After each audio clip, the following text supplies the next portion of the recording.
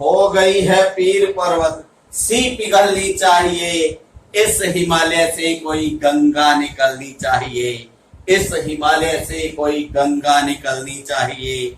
आज ये दीवार पर्दे की तरह हिलने लगी, आज ये दीवार पर्दे की तरह हिलने लगी, शर्त लेकिन थी कि ये बुनियाद हिलनी चाहिए, ये बुनियाद हिलनी चाहिए। हर सड़क पर, हर गली में, हर नगर, हर गांव में, हर सड़क पर, हर गली में, हर नगर, हर गांव में हाथ लहराते हुए हर लाश चलनी चाहिए। सिर्फ हंगामा खड़ा करना मेरा मकसद नहीं, सिर्फ हंगामा खड़ा करना मेरा मकसद नहीं, मेरी कोशिश है ये सूरत बदलनी चाहिए। मेरे सीने में ना सही, तेरे सीने में सही, हो कहीं भी आग लेकिन आग जलनी चाहिए, आग जलनी चाहिए। दोस्तों, दुष्यंत कुमार की ये पंक्तियां गजब का मोटिवेशन देती हैं। इन पंक्तियों को स्मरण करते हुए यदि हम अपने मंजिल की ओर बढ़ते हैं तो निश्चित रूप से हमारे कदम उस मंजिल को चूम लेते हैं। तो दोस्तों, आज मैं आपके सामने रीजनिंग का एक नया प्रश्न, रीजनिंग का एक नया पन्ना लेकर आया हूं। उससे पहले आपको रीजनिंग से परिचय करवा देता हूं। रीजनिंग विषय आपने बहुत से कंपटीशन कोचिंग्स में, बहुत से टीचर से, बहुत सी बुक से पढ़ा होगा, लेकिन क्या आप जानते हैं रीजनिंग अपने आप में कितने चैप्टर समेटे हुए? रीजनिंग क्या है? रीजनिंग दैनिक व्यवहार की वे सब बातें हैं जो आपकी बुद्धि लब्धि, आपकी बौद्धिक क्षमता का परख करती है, और इस बौद्धिक क्षमता के परख के आधार पर ही आपको मार्क मिलते हैं, मार्क्स आप प्राप्त करते हैं, अंक आप प्राप्त करते हैं। तो दोस्तों, रीजनिंग को 3 भागों में बांटा गया है, यानी रीजनिंग की 3 ब्रांचेज है, या यूं कह दें रीजनिंग है 3 ब्रांचेज।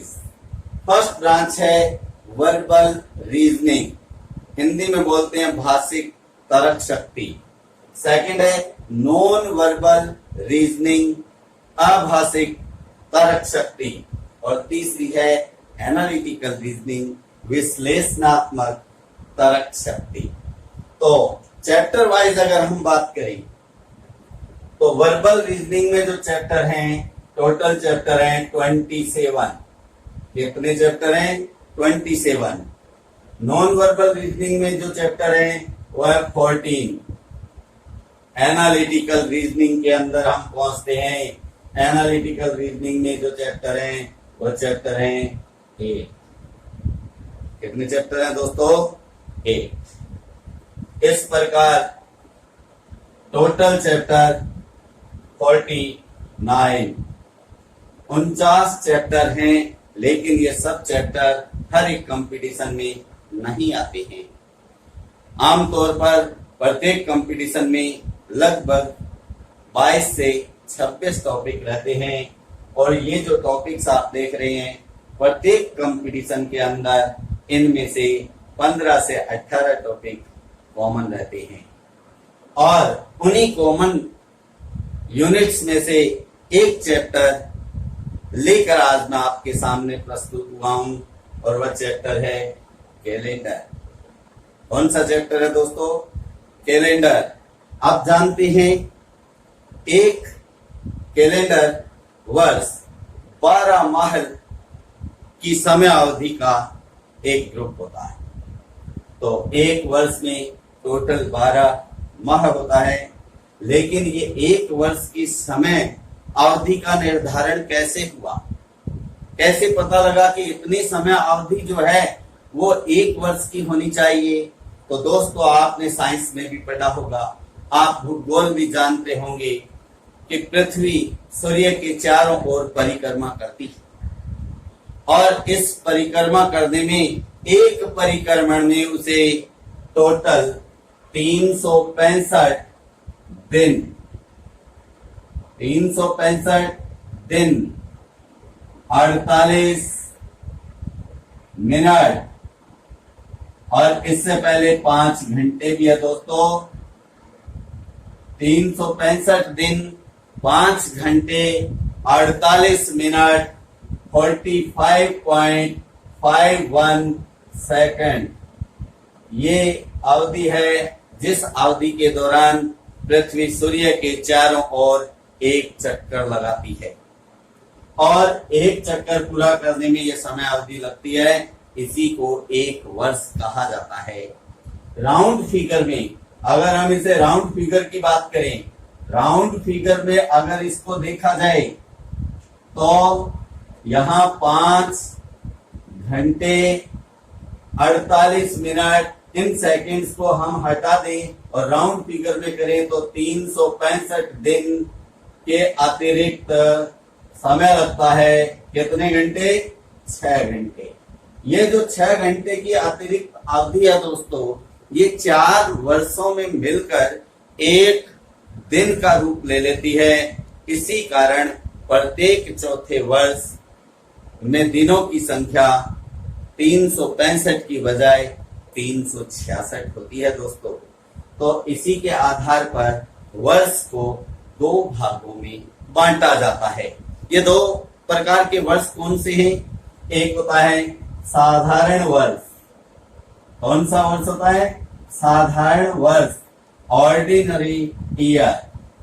ऑर्डिनरी ईयर में टोटल 365 दिन माने जाते हैं। और दूसरा जो वर्ष है वो होता है लीप वर्ष। लीप वर्ष यानी हिंदी में इसको बोलते हैं अधिवर्ष। हिंदी में क्या बोलते हैं दोस्तों? अधिवर्ष। इसमें टोटल दिनों की संख्या होती है 366 दिन। ये जो 6 घंटे वाली 4 दिन की अवधि है, 4 वर्षों की अवधि है, जो एक दिन का रूप ले लेती है, वो एक दिन लीप वर्ष में ऐड होता है। और आप जानते होंगे दोस्तों, वह दिन कौन से माह में ऐड होता है? फरवरी में। जी हाँ, फरवरी के अंदर। इसी वजह से साधारण वर्ष की फरवरी 28 दिन की होती है, जबकि लीप वर्ष की फरवरी में 29 दिन होते हैं, 29 डेज होते हैं। अब हम इसमें जो ट्रिक वाइज क्वेश्चन लेकर आए हैं, या कहते हैं इस चैप्टर को हल करने के लिए हम कई टाइप में चैप्टर को बांटते हैं। तो उसमें पहला टाइप है किसी भी तारीख, किसी भी तिथि का वार कैसे ज्ञात किया जाए। इसके लिए हमें चाहिए विभिन्न समय अवधि में विषम दिनों की संख्या, नंबर ऑफ ऑड डेज। तो देखिए आगे बढ़ते हैं। कैलेंडर के दौरान या कैलेंडर में हम अब चैप्टर की शुरुआत करते हैं दोस्तों। तो यह शुरुआत, इसमें पहला जो है वो है समय अवधि। समय अवधि, समय की अवधि, समय अवधि। और इसमें लिखे जाते हैं कुल दिन, कुल दिन, और उनमें भी विषम दिन। कौन से दिन? विषम दिन। अब किसी भी तारीख का वार ज्ञात करने के लिए जो गणना में महत्वपूर्ण बात है, वो महत्वपूर्ण बात है विषम दिन यानी ऑड डेज। तो सबसे छोटी समय अवधि होती है दिन, और प्रत्येक तारीख अपने आप में एक दिन होती है। उससे बड़ी अवधि सप्ताह है। तो दोस्तों आप जानते होंगे एक सप्ताह में कितने दिन होते हैं? 7। कितने दिन होते हैं? 7। और वार भी कितने होते हैं दोस्तों? सोमवार से रविवार तक, सोमवार, मंगलवार, बुधवार, गुरुवार, शुक्रवार, शनिवार, रविवार, 7। तो ये एक सप्ताह सभी वारों का एक बंडल है, एक ग्रुप है। और हम कहते हैं एक सप्ताह के बाद वार की पुनरावृत्ति प्रारंभ हो जाती है। तो इसमें विषम दिनों की संख्या कितनी है? 0। ये 0 क्या दर्शाता है कि वार में कोई भी परिवर्तन नहीं होता है। कितने दिनों के बाद? 7 दिन के बाद। फिर अवधि है माह। माह दिनों के आधार पर 3 प्रकार के होते हैं। या हम साधारण वर्ष और लीप वर्ष को एक साथ लें तो ये 4 टाइप हो जाते हैं। कौन कौन से? 28 दिन, 29 दिन, 30 दिन और 31 दिन के बाद। आमतौर पर आपने या सामान्य बोलचाल में सभी एक माह को 30 दिनों का मानते हैं दोस्तों, जबकि हैरानी की बात यह है कि 30 दिनों के मात्र 4 महीने ही पूरे वर्ष में होते हैं, जबकि 31 दिनों वाले महीने 7 होते हैं। एक महीना केवल 28 या 29 दिन का होता है और वो होता है फरवरी। अब आता है विषम दिनों की संख्या। इन समय अवधि में कैसे ज्ञात की जाए? जब आप किसी समय अवधि को 7 से डिवाइड करते हैं, 7 से भाग करते हैं, तो बचने वाला शेष फल ऑड डेज होता है। जैसे 28 दिन, 28 में हम 7 का भाग दें तो 7 चौके 28, बचा क्या? नील। नील यानी 0। तो 28 दिन वाले माह में विषम दिनों की संख्या है 0। ऐसे ही 29 दिन, 29 में 7 का भाग दें तो शेष क्या बचेगा दोस्तों? 7 चौका 28, क्या बचा? 1 दिन। 30 दिनों में, 30 दिनों के माह में अब ये 1-1 बढ़ रहा है तो इधर भी 1-1 बढ़ जाएगा। तो 30 दिन वाले माह में 2 दिन और 31 दिन वाले माह में 3 दिन विषम दिन होते हैं। अब माह से बड़ी अवधि क्या है? वर्ष। और हम जान चुके हैं वर्ष कितने प्रकार का होता है? 2 प्रकार के होते हैं। इसमें पहला है साधारण वर्ष। साधारण वर्ष, ऑर्डिनरी ईयर। इसमें टोटल दिन कितने होते हैं दोस्तों? 365 दिन। और इसमें विषम दिनों की संख्या क्या होगी? जब हम इसको 7 से डिवाइड करेंगे, 7 पंजे 35। देखिए ऐसे डिवाइड होता है, डिवाइड करना आप जानते होंगे। 7 पंजे 35, क्या बच गया? 1। ऊपर से नोट किया 5, 7 दून 14, क्या बचा? 1। तो इस प्रकार हम देखते हैं एक साधारण वर्ष में 52 सप्ताह है। इससे डिवाइड किया हमने 7 से, और 7 दिन की समय अवधि क्या थी? सप्ताह है। तो 52 सप्ताह है और 1 दिन होता है, तो ये एक विषम दिन होता है दोस्तों। तो आप जानते हैं साधारण वर्ष में कितने विषम दिन होंगे? 1। ऐसे ही लीप वर्ष में आप जानते हैं लीप वर्ष में कितने दिन बढ़े? साधारण वर्ष की अपेक्षा कितने दिन बढ़े हैं? 1 दिन बढ़ा है। तो यहाँ विषम दिनों की संख्या भी 1 बढ़ जाएगी। तो लीप वर्ष में कितने विषम दिन होंगे? 2। अब इससे बड़ी जो समय अवधि होती है वो होती है शताब्दी। और शताब्दी दोस्तों कितने वर्षों की होती है? 100 वर्षों की। तो यहाँ 100 वर्ष, 100 वर्ष की अवधि में आप जानते हैं टोटल कितने वर्ष होते हैं? 100। इन वर्षों में से साधारण वर्ष कितने होते हैं? 76। कैसे वर्ष? साधारण। और 24 लीप वर्ष। तो आप जानते हैं एक साधारण वर्ष में कितने विषम दिन हैं? 1। तो 76 में कितने होंगे? 76। ये यहाँ लिख दिया जा रहा है दोस्तों। कितने दिन? 76। एक लीप वर्ष में कितने विषम दिन हैं? 2। तो यहाँ लीप वर्ष कितने हैं? 24, 24। तो 24 लीप वर्षों में कितने विषम दिन होंगे? 24 दून 48, 24 दून 48। तो इस प्रकार आप देख रहे हैं टोटल कितने हो गए? ये 6, 8, 14, 14 का 4 और क्या आ गई? एक हासिल 7, 4, 11 और 1 12। जब हम इसको 7 से डिवाइड करते हैं, 7 से डिवाइड करते हैं दोस्तों 124 को, तो 17 7 जा 119 होता है। और 119 को जब आप 124 में से लेस करते हैं तो आपके पास शेष बचता है 5। तो 100 वर्ष की अवधि में कितने विषम दिन होते हैं? 5। ऐसे ही 200 वर्ष में 100 में 5, अगले 100 में 5 + 5 10, और 10 को डिवाइड करेंगे 7 से तो क्या रिमेनिंग आपको प्राप्त होगा? 3। तो 200 वर्षों में जो विषम दिन है वो कितने हैं? 3। 300 वर्षों में 300 वर्षों के अंदर जो विषम दिन होते हैं तो दोस्तों आप जानते हैं 100 वर्ष की अवधि में कितने विषम दिन होंगे, यानी नंबर ऑफ ऑड डेज कितने होते हैं? 5 and 3 8 डिवाइड बाय 7 रिमेनिंग 1। तो 300 वर्षों में विषम दिन होंगे 1। और अब एक अवधि और है दोस्तों, वो है 400 वर्ष। कितने वर्ष? 400 वर्ष।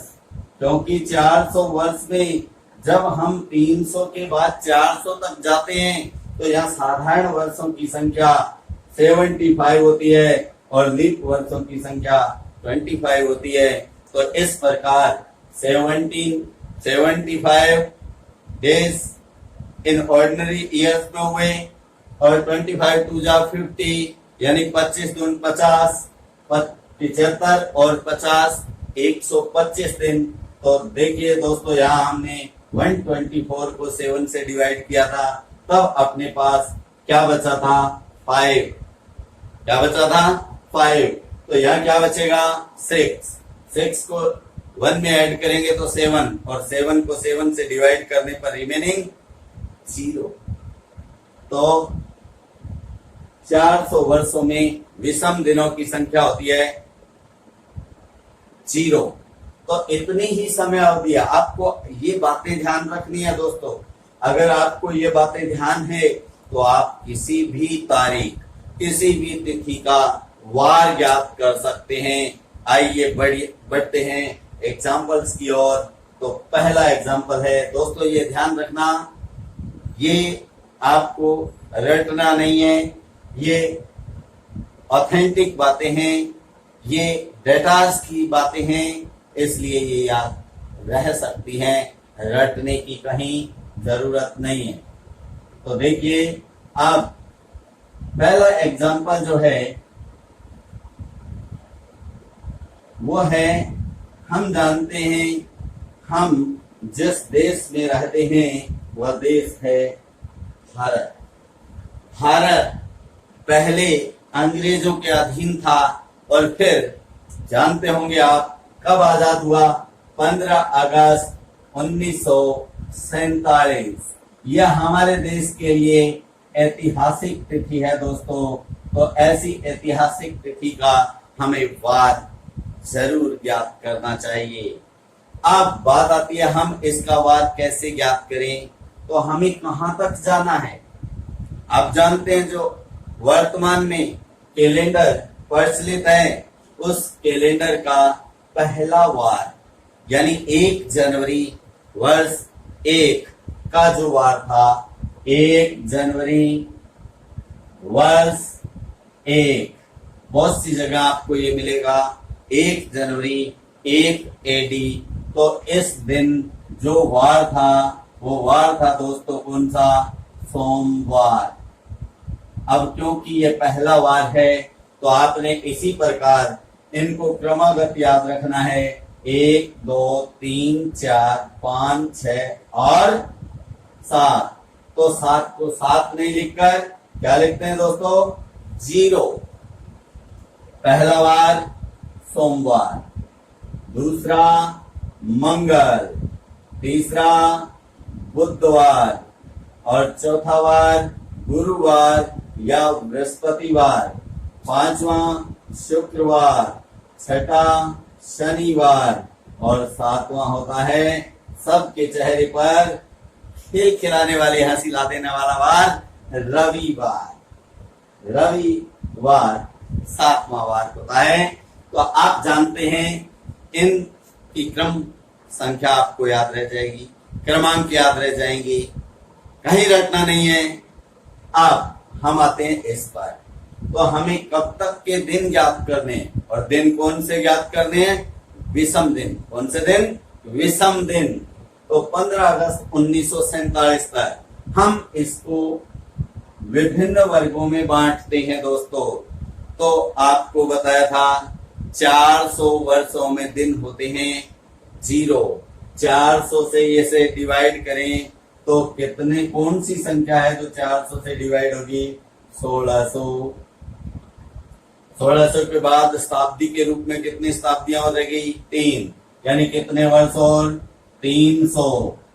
अब ये जो तारीख है वो कौन से वर्ष की है? 47वें वर्ष की। यानी पूरे पूरे वर्ष कितने हो गए? 46 वर्ष। और कहां तक? 15 अगस्त तक। 15 अगस्त तक इनके विषम दिन।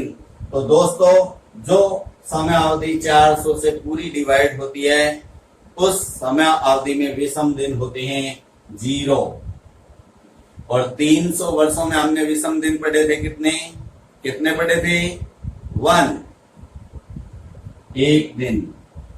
और 46 वर्षों में हम जानते हैं ये जो 46 वर्षों की समय अवधि है ये सारे साधारण वर्ष नहीं है, और ना ही ये सारे के सारे लीप वर्ष हैं। तो इनमें कुछ साधारण वर्ष हैं, वहीं कुछ लीप वर्ष हैं। और लीप वर्ष कितने वर्ष बाद में आता है दोस्तों? 4 वर्ष बाद। तो इसको 4 से हम डिवाइड करते हैं तो 4 से 46 पे जो भाग जाता है वो कितनी बार जाता है? देखिए 4 एकम 4, बचा कुछ नहीं। एक अंक नोट करने की भाग संक्रिया में छूट होती है, तो हमने नोट किया 6। 4 एकम फिर से 4, क्या बचा? 2। तो इस प्रकार ये जो भागफल आता है, और भागफल कौन सा लेना है? पूर्णांश के रूप में, ना कि भिन्नांश के रूप में, क्योंकि आगे पॉइंट के रूप में भाग हो जा सकता है तो वो भिन्नांश हो जाएगा दोस्तों। भिन्नांश को नहीं लेना है, पूर्णांश को। तो कितने लीप वर्ष हैं? 11। 11 के अलावा क्या संख्या बच गई? 35। तो इसमें 35 ऑर्डिनरी वर्ष, तो 35 डेज, 11 लीप ईयर, तो 11 2 22। ये लीप वर्ष में विषम दिन है, लीप ईयर में ऑड डेज हैं। अब क्या रह गई समय अवधि हमारे पास? 15 अगस्त तक। 15 अगस्त तक। तो इस समय अवधि को भी आप चाहें तो जनवरी से आगे तक के विषम दिन ले सकते हैं या पूर्ण समय अवधि को ले सकते हैं। तो दोस्तों हम जनवरी के दिन लिखते हैं विषम दिन कितने? 3। और फरवरी क्योंकि ये साधारण वर्ष है, और साधारण वर्ष क्योंकि 47 आएगा, 47 4 से डिवाइड नहीं है इसलिए साधारण वर्ष है। तो इसमें फरवरी के ऑड डेज 0, मार्च 3, अप्रैल 2, मई 3, जून 2, जुलाई 3, अगस्त। अब आप जानते हैं क्योंकि अगस्त पूरा नहीं हुआ है दोस्तों, अगस्त की कितनी तारीख है? 15। तो 15 को 15 ही लिख दीजिएगा। अब देखिएगा ये कितने डेज हुए? 1 35 36, ये 58 61 64 66 69 71 74 89। टोटल डेज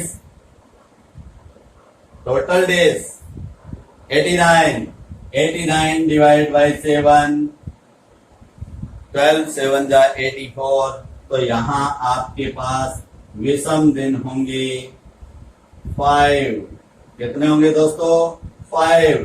तो आप 5 नंबर पे देखिए कौन सा वार है? 5 नंबर पे शुक्रवार। तो अब आप जान गए होंगे कि हमारा देश कौन से वार को आजाद हुआ? शुक्रवार को। कौन से वार को?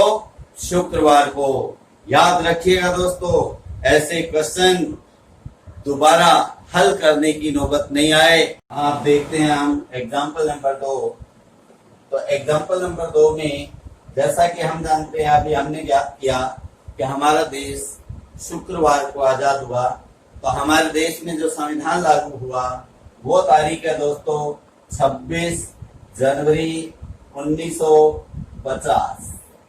कितनी तारीख है? 26 जनवरी 1950। यानी इस दिन कौन सा वार था? तो इसके लिए हम इसे डिवाइड करते हैं। तो पहले कितने वर्ष? 1600, फिर 300, कितने हो गए टोटल? 1900। अब हम जानते हैं क्योंकि ये 26 जनवरी कौन से वर्ष की है? 50 की। तो कितने वर्ष इससे पहले हो गए? 49 वर्ष। ये सब वर्ष हैं। और इसके अलावा है 26 जनवरी। कितनी है? 26 जनवरी। तो 1600 में दिन 0, 300 में 1, 49 में हम 4 का भाग देते हैं दोस्तों। तो कितना आता है? 4 एकम 4, कुछ नहीं बचा, नोट किया 9, 4 दूनी 8, बच गया 1। तो 12 क्या है? लीप वर्ष। 12 क्या है? लीप वर्ष। और 12 जब 49 में से घटाते हैं तो 37। ये 37 है साधारण वर्ष। 12 लीप वर्ष है तो 12 दूनी 24। 24 विषम दिन इन लीप वर्षों में हो गई। अब क्योंकि जनवरी पहला ही महीना है तो जितनी तारीख है उतने ही विषम दिन होते हैं, 26 दिन। ये टोटल दिन हो गए। इनको हम जोड़ते हैं, इनको ऐड करते हैं तो 1 37 38 24 62 और 26 88।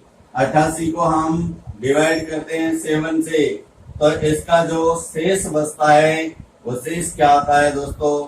आप जानते हैं 12 7 84। तो क्या बचा? 4। चौथा वार कौन सा? नंबर 1 सोमवार, नंबर 2 मंगलवार, नंबर 3 बुधवार, तो नंबर 4 हाँ गुरुवार, बृहस्पतिवार। गुरुवार या बृहस्पतिवार ये वार है। तो हमारे देश का संविधान कौन से वार को लागू हुआ? बृहस्पतिवार को। अब आगे बढ़ते हैं। इस प्रकार शायद आप वार ज्ञात कर सकते हैं, प्रैक्टिस कर सकते हैं। मैं यहाँ कुछ एग्जाम्पल लिखता हूं जिन्हें आपने प्रैक्टिस के रूप में करके देखना है, शायद आप हल कर देंगे। ये एग्जाम्पल नंबर 3, 9 दिसंबर 1999। आप वार ज्ञात करके देखना दोस्तों। एग्जाम्पल नंबर 4, 6 फरवरी 1995। फिर 21 जून 1988। और एग्जाम्पल नंबर 4 5 6। एग्जाम्पल नंबर 6 है 7 मार्च 1996। अब आप देख रहे हैं सारे 1900 के ही वर्ष हैं। अब हम 2000 का एक एग्जाम्पल लेते हैं। Example number 7। और आज से बेहतर आप कुछ नहीं जानते दोस्तों। आज का वार भी आपको पता है और आपकी ट्रिक से भी वही वार आ गया तो उत्तर मैच हो जाएगा। 10 जून 2020। इन क्वेश्चंस को आपने करके देखना है दोस्तों।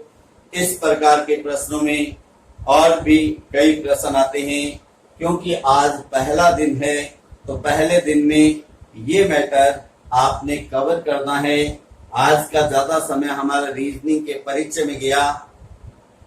तो दोस्तों विषय का परिचय होना भी बहुत जरूरी है। आप सिर्फ इस वीडियो तक ही मेरे साथ नहीं है, आपको मंजिल तक पहुंचाना मेरा फर्ज है, मेरा दायित्व है। इसलिए आपको सब्जेक्ट से संबंधित किसी भी प्रकार की परेशानी हो, समस्या हो, दिक्कत आए तो आप अपने डिस्क्रिप्शन पर दिए गए व्हाट्सएप लिंक पर मुझसे जुड़ सकते हैं। जी हाँ, डिस्क्रिप्शन पर दिया गया है लिंक।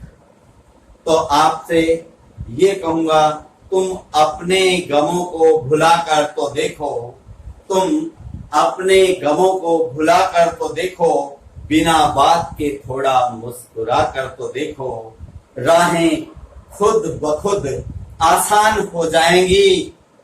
बस तुम उम्मीदों के दिए जलाकर तो देखो, उम्मीदों के दिए जलाकर तो देखो। आपसे इतना निवेदन करूंगा कि आपका ये सर हर समय, हर पल आपकी हर समस्या को जो विषय से संबंधित है उसके समाधान के लिए तैयार हैं। और मैं आपसे ये कहना चाहूंगा, ये मेरा बहुत पुराना व्हाट्सएप पे स्टेटस भी है दोस्तों, हम तो हरे पेड़ हैं, इस जमाने की काम आएंगे, अगर सूख भी गए तो दोस्तों जलाने के काम आएंगे। जय हिंद, जल्द मिलते हैं अगले वीडियो में, तब तक के लिए नमस्कार।